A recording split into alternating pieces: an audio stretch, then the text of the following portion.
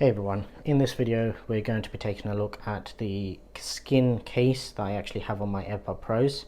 I do actually have 3 sets of AirPods Pros, one of them being a clone, which is this one here. Dimensions and everything are exactly the same for that. The reason for this video is basically just to take a closer look at the actual skin that I have fitted to it. Now originally with the first pair of AirPods Pros that I actually ordered, I ordered the skin from China, just off AliExpress or one of those kind of apps, and it came, and literally the only difference is it doesn't have this sort of hook section for the keychain essentially. So this is literally just for hooking onto your bag or something like that.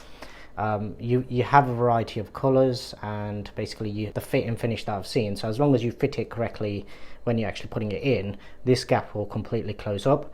With these ones they're a bit more flexible with the back hinge part, so essentially what you want to do is pull that up and get it to fit, so then it's perfectly tight, something like that. And what you will see is you can still see the LED through the gap. The button alignment for your rear sync or synchronize button, for if you're using with non-Apple devices, you can still access fairly well, and your wireless charging does still work through the case without any issues.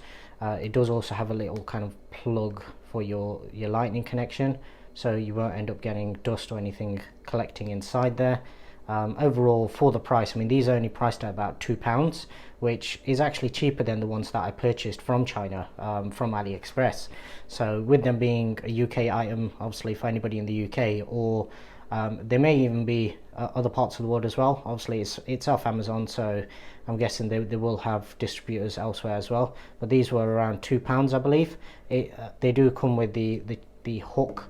I took them off my ones because I don't actually, these ones just stay by my bedside, and I literally only use these when I'm watching on the iPad or doing some video editing, something like that, for the noise cancellation essentially.